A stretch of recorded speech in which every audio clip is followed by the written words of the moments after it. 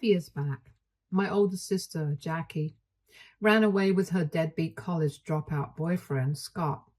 She was 20 at the time he was 21, and they'd been together for 5 years by then. The two of them had been inseparable since school, and my family had never approved of him because he had always been up to no good. He was not particularly good at academics and was constantly getting in trouble at school and in high school. He started smoking and drinking and doing everything that one should not do. My parents always wanted her to break up with him, but she was determined to be with him, and there was not much that we could do because even when we would fight about him, she would still go see him afterwards, and it didn't matter to her that he was not the right kind of person for her. And then we lost my father 5 years back to a massive cardiac arrest. I had just turned 19 at the time, and I still remember feeling like my world had been turned upside down.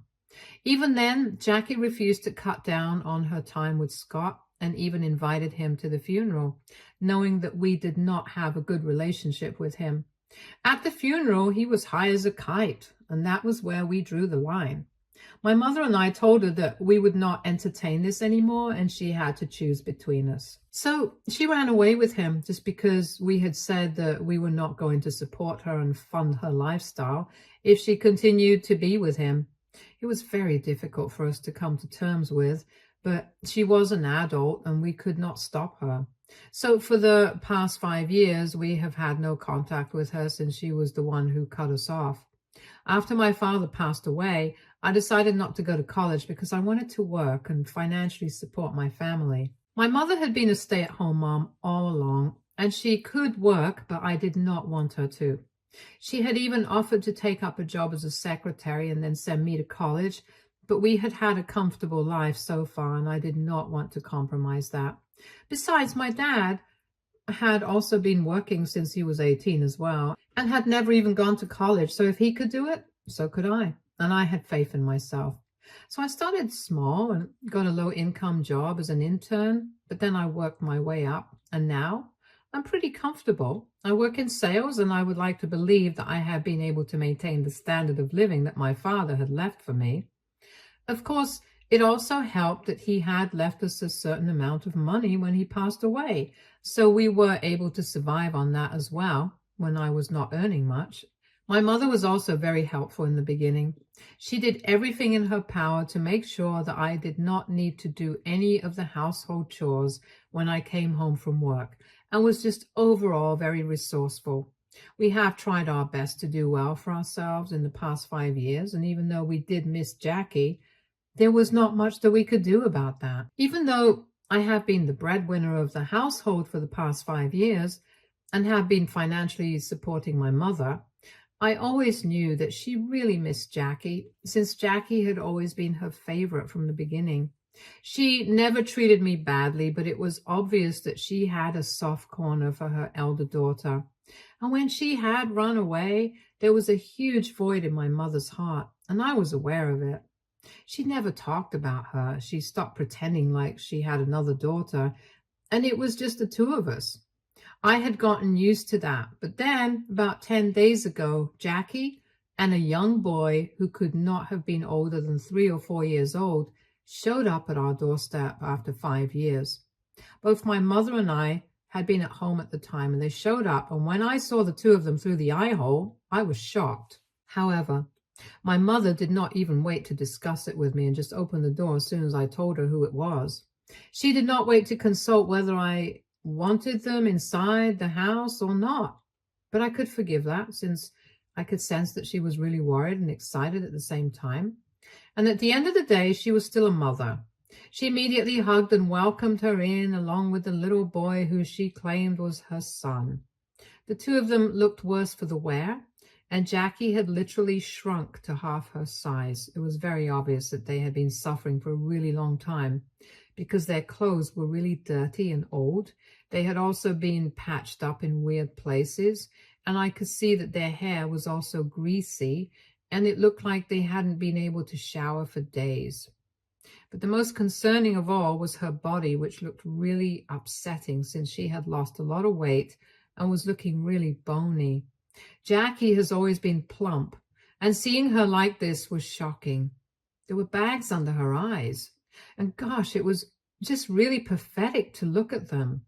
I remember feeling very uneasy when I saw her for the first time after 5 years, and I can't even describe to you guys how awful it felt. I could tell that she had obviously not been in the best living conditions for the past few years, and it really showed. So even though I've been skeptical about letting them in, I could not blame my mother for bringing them inside. As soon as they were inside, my mom forgot all about everything that happened in the past and immediately started talking to them and converting them because she knew that they had been through a lot. Jackie then started telling us that after she and Scott had run away together, it had been difficult for them because he was a college dropout and she had also dropped out at that point and there was nobody to offer them jobs. It was still easier for me since I used my family's connections to get my first internship, but she did not have anybody helping her out. After some weeks of struggle and literally living hand to mouth, they were able to find really low income jobs for themselves, and that's how they've been living for the past few years. They had switched jobs a couple of times, but had not been able to move up like I had, and so things were really bad for the two of them for quite some time. Jackie and Scott had been fighting a lot in the recent past, and especially after their son had been born, things had gone from bad to worse, and he had ended up cheating and kicking her out of the house a couple of weeks ago. With nowhere else to go, she had come to the only place that she knew she would be accepted, which was back home. She wanted to ask us to forgive her for everything that they had put us through and take us back into their lives. I wanted to discuss it with my mother before committing to anything, but before I could even say that I needed a moment to discuss this, she told them that they did not need to worry about anything anymore because now they were back and she was going to take care of them. I found that a little shocking because I was the one who was earning. So it was technically something that I would definitely have to be a part of, and I felt like this was something that we needed to discuss. But she had already said that, and Jackie seemed so happy that I did not feel like raining on their parade. It was not until later that they had gone to freshen up that I pulled my mother aside and I asked her if she was serious about this, because for 5 years we had not been in touch with them, and we didn't even know exactly how they had managed to get themselves in such a bad state. Because from what they had told us, they had had jobs in the past, so they should have been able to save some money at the very least and be able to live decently. However, from the looks of it, it seemed like they had been spending their money on something else altogether. And I had a sneaking suspicion that she might have been into drugs or something, because there was no way that they had jobs in the past and were still looking like that. If they were into shady and illegal things, I did not want to accept them back into our lives so quickly, and thought that we needed some time to think about this. But my mother was not on board with that. She told me that after 5 years, my sister had finally come back home, and now it was her family's duty and responsibility to make sure that she was well taken care of. My mother made it very clear to me that she was not interested in whatever she had been up to in the past, and now that she was back, it was a clear sign that she wanted to get her life back on track. If she had not wanted that, she wouldn't even have come back in the first place. So now we could not turn our backs on her when she was asking for our help and be mistrustful and weird. She had a point, so I decided to give it a chance, even though I did not fully trust the two of them. I got to live together with them for just 2 days, and I was kind of worried about how things would turn out in the future. But just 2 days after they had returned, my mother sat me down when she was out looking for jobs, and her son was napping. And then she told me that she wanted me to find a place of my own, now that my sister was back. I was dumbstruck because I definitely could not understand her reasoning. But she told me that our house only had 2 rooms, and while I had a room for myself, she had been sleeping on the couch for the past 2 days while Jackie and her son had taken up the other room since the child didn't feel comfortable enough on the couch. It was causing a lot of problems for her back, so she wanted me to move out and have my own life and an apartment of my own. I suggested that maybe Jackie could stay in the living room if it was becoming a problem for her. But she told me that she did not want that because she wanted them to feel accepted in the family, and she couldn't force them out of that room and make them stay in the living room with no privacy or comfort after she had already offered to let them have it. I found that very offensive because she was basically kicking me out after I had supported her for 5 years and had been the only person who was there for her. But now, just because her daughter was back, she had completely forgotten about me and only cared about their comfort and their privacy or whatever. Jealousy wouldn't be the word that I would use for myself at that moment, but I was definitely very pissed off and kind of humiliated.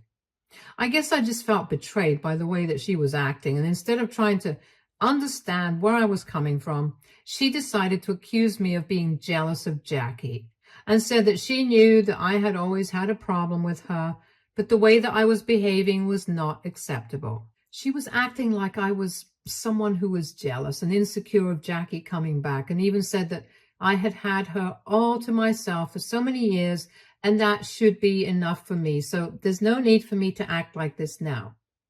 She said she just wanted me to make one little sacrifice for the well-being of Jackie and her son, since they had been through a lot, and it had been unimaginable, so I needed to cut them some slack. It turned into a really bad fight, and I decided to pack up my things and leave that very day. It has been a few days since then, and I have been living with a friend since I can't find any apartments on such short notice. But I feel like I can't go back to living with my mother anyway because of what happened 4 days ago. After I left, I decided not to speak to my mother because she had really pissed me off and I was feeling very upset. So I muted her, and I also blocked Jackie. I did not want anybody to be able to have access to me, and so I did not know what was going on after I had left. And then I received a call from my mother 4 days ago, and she was in tears. So I obviously got very concerned about her, and she told me that the police had shown up at our house and had placed Jackie under arrest, and she was in their custody. And from the looks of it, even she was under investigation. I was shocked to find out about that because I knew that there was something shady going on, but I had not expected her to get arrested so soon. When my mother told me the real reason why she had been placed under arrest, I was even more shocked because apparently the kid that she had brought along with herself was not even hers. He was not her son, but he was definitely Scott's son, and she had basically just kidnapped him and made a run for it to get back at him or whatever. It was completely unhinged, and when I found out about this whole story from my mother, I knew that this was serious, and she was obviously calling to enlist my help. My mother told me that apparently the kid that she had brought along was the child that Scott had brought home when he had decided to kick her out. That was his son with his affair partner, and Jackie had been really upset about it, so when she got kicked out, she decided to kidnap him. And the poor kid was just 3 years old. He hadn't exactly been taught anything about such situations, so he just came along with Jackie, since she'd apparently convinced him that she was taking him to Disneyland, and then started threatening him to keep his mouth shut around us or she'd make sure he never got home. The cops had been looking for her for a really long time, but she had been practically untraceable because she did not have a phone or anything of the sort. Eventually, they were able to find her out, and I'm thankful for that. It was crazy, and I told my mother that she should have really discussed things with me before allowing Jackie and that kid to move in with us, because now she was going to be investigated as well, and even though the cops were not going to suspect anything since we had not been in touch for so long, it was still going to ruin her reputation if people find out about it. On the phone call, she told me that she wanted me to help her find a lawyer and prove that she was not involved in any of this.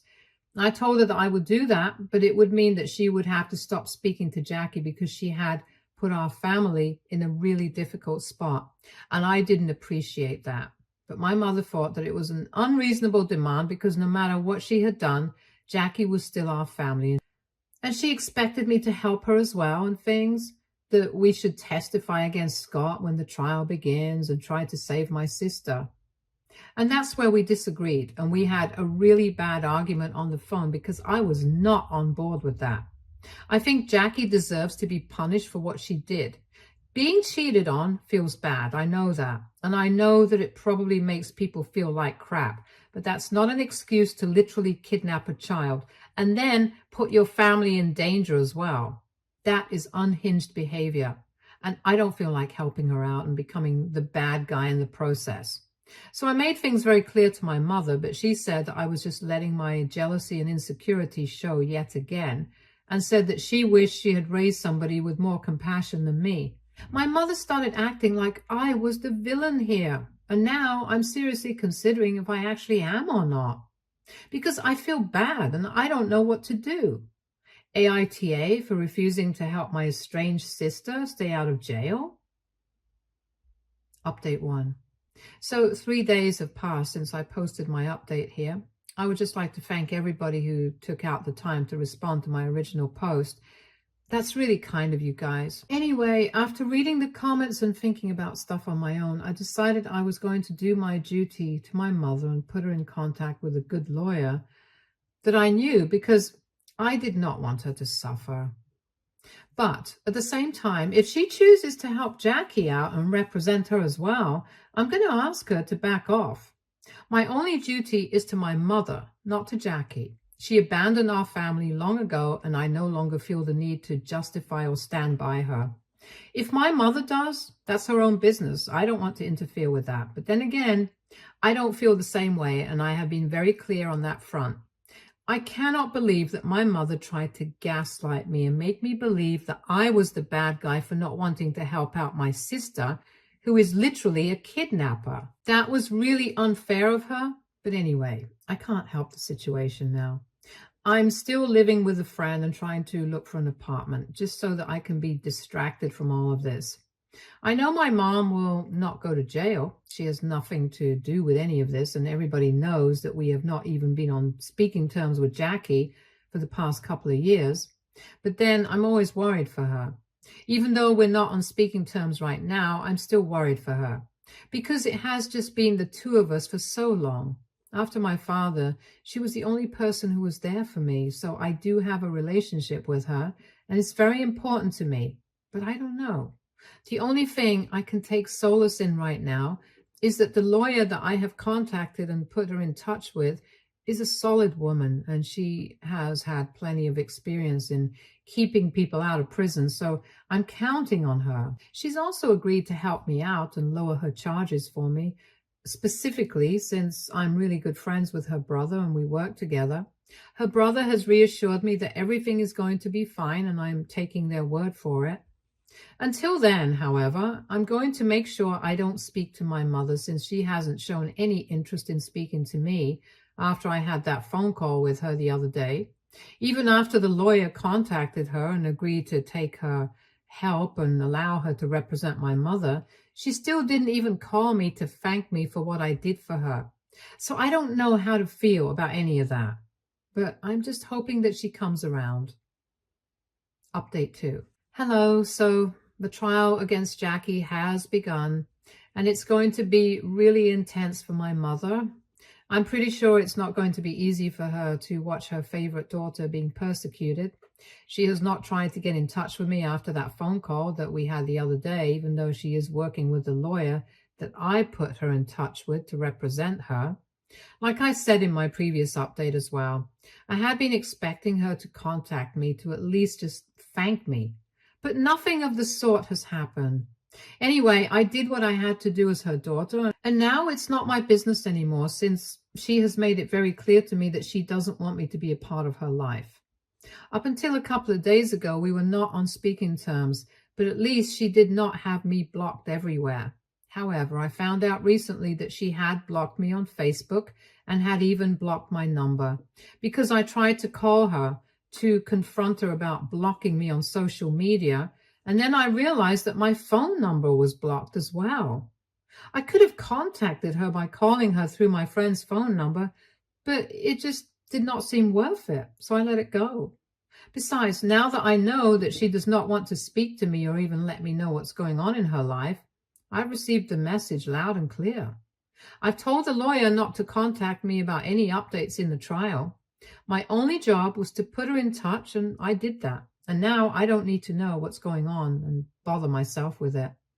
The search for the apartment has been going well, though, since I have been able to finalize one, and the rent is a bit high.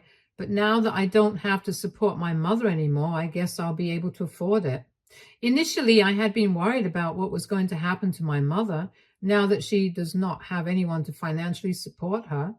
But I figured that she must have thought about it since she had been so confident and kicking me out and cutting me out of her life.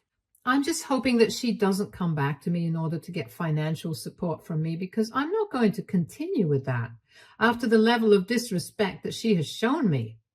I'm just glad that in a few days I'll be able to get out of my friend's hair, because I think I've bothered her for long enough. And even though she insists that I can live with her for as long as I need to, I just need some space of my own and think about what's going on in my life right now, because a lot has happened over the past few weeks and I am yet to process it. So I might take a few days off from work as well and just try to sit with my feelings for a bit. I really need that. Update 3. Hi, it's been 2 months since the trial against Jackie started, and she's on her own right now. It was proven pretty quickly that my mother had nothing to do with this situation, and she was not aware of the fact that the child that Jackie had brought along with herself was not actually her son. She and her lawyer were able to prove that she was not involved in any of this, and after clearing the charges of the lawyer, she told her to convey her thankfulness to me. When I was told about it, I was very upset, because she surely could have reached out to me to tell me about this. But even after 2 months, she didn't want to talk to me. I don't even understand what she's so mad about, since it's been proven that Jackie is the bad guy here, and I was right for not wanting to help her. I really want to confront her about it, but I don't know if it's worth it or not. I've been struggling with this dilemma for the past few days, because ever since the lawyer reached out to me and said that this is what my mother had to say, I've been having mixed feelings about what to do. My life is going smoothly right now. I have a decent job and I'm about to get promoted at work. I have my own apartment and I've been living by myself for the past couple of months, which has been nice. Lonely, sure, but really nice. I have even started seeing somebody for the past few weeks, so everything is going on track. But I feel like I really miss my mom. And I know that most people in the comment section have said that she is really toxic and I need to keep her out of my life. But she's still my mother, and I guess you guys are forgetting that after my father passed away, she was the only person I had. We had other family members as well, but then the only person who could actually feel and share my grief was her. And I really do miss her, even though what happened recently was not right. In spite of knowing that, I still miss her, and the least I can at least do is get some sense of closure and have one last conversation with her, which is not on the phone. So I've really been considering reaching out to her and meeting her just once. Update 4.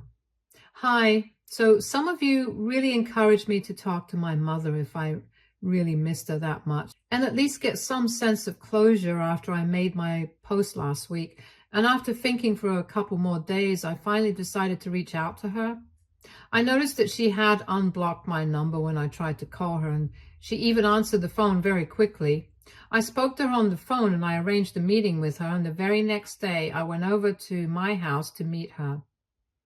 She welcomed me with a hug and started crying as soon as she saw me, and she said that she was really sorry about the way that she had treated me, but she had seen Jackie after so long, and that things just stopped making sense in her head, and she had started acting like a total fool. I didn't even have to say anything in my defense. She agreed that every single thing that I had said had been right, and she was the one who had been wrong.